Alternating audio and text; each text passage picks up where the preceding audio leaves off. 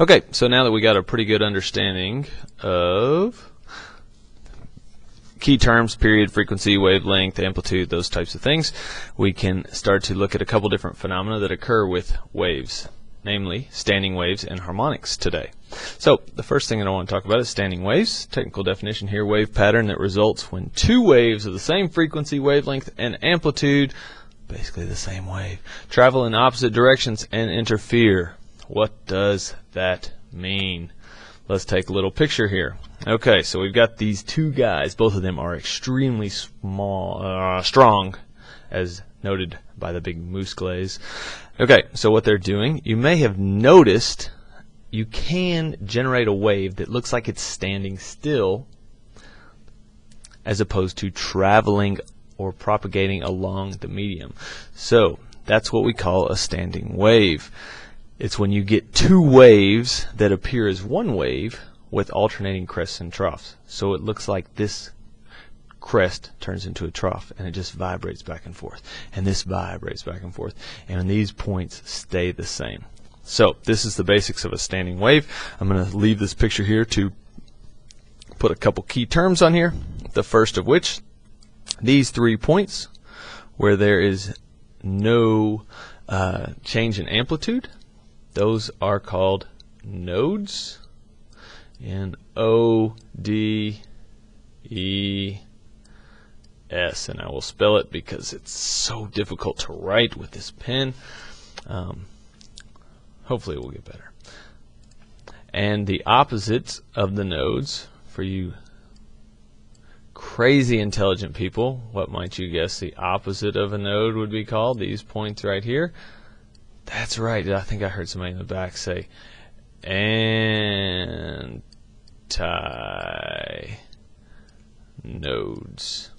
Don't worry, I will not write very much, I promise. Anyway, antinodes and nodes, so, a couple key terms. A quick review quiz for you. If this guy right here is vibrating this string up and down, and the wave is propagating left and right, or a vertical vibration with a horizontal propagation, what type of wave is this? This is a transverse wave. So, next question for you. If this person is sending this wave to person B over here, and this is the wave that returns on the dotted line, do you think that this guy with his big moose glaze is a rigid boundary or a boundary that is free to move? Think about it. Think about it. Think about it. Time's up. Because it is sent back as a reciprocal or a reverse of the wave that arrived, we know that this boundary must be rigid. So this guy's holding his hand rigid, this guy vibrating up and down, wave travels over and back. And so if this is done perfectly with this particular length of a string, then we get what's called a standing wave. Let's look at the visual here, try and get a little bit of a better understanding what we're talking about. And so we have a little video here. And so what we've got is wave 1, wave 2, and this is wave 1 plus wave 2.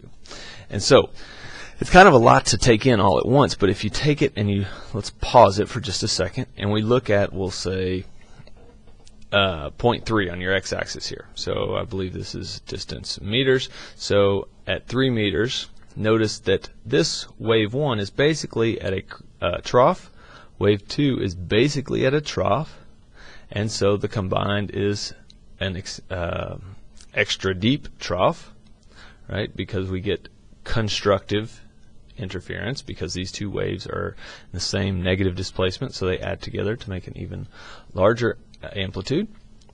And we look at points like 2.5 meters where this is at a 0, this is at a 0, and obviously our combined wave is also at a 0.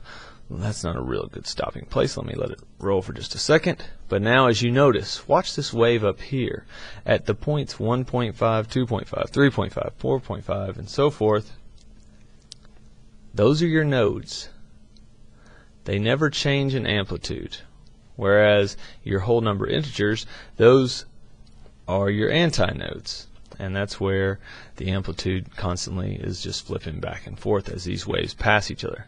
Notice that these waves are basically identical, they're just traveling in the opposite direction.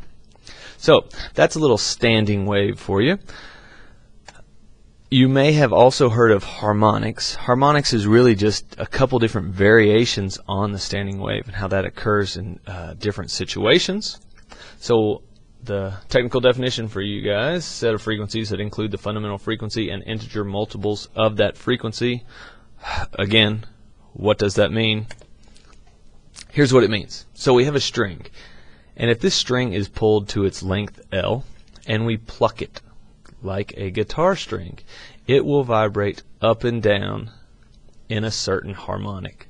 Things have a tendency to vibrate with a certain frequency, and so this is what we call the fundamental frequency, or the first harmonic, and it is 1/2 of lambda, or 1/2 of the wavelength. Because if you can picture in your mind, if this were extended on out here, the other half would be identical, just stretch out here.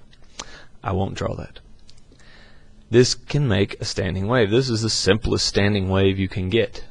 Now if we were to stretch the length to an entire wavelength, then we get the second harmonic, and this is when we can get a standing wave again, but now we have two antinodes. So here we have one antinode and two nodes. On the first harmonic, first overtone, second harmonic, we have 1, 2, 3 nodes and 2 antinodes. And so this can continue on and on. Here we have the second overtone, or third harmonic. This is your frequency is 3 times the fundamental frequency. The fundamental frequency is this one right here, that gives you a half wavelength.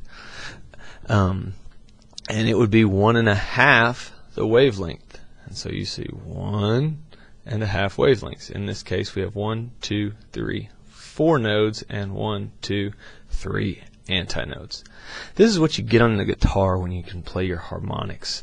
You're basically setting up standing waves, and you can do it halfway up the neck.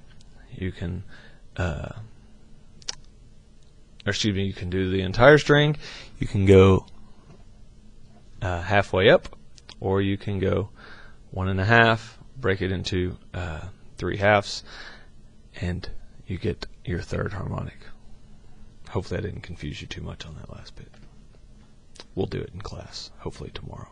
Okay, that's all for now. I hope you're enjoying the new lab and getting a lot done. Have a great day.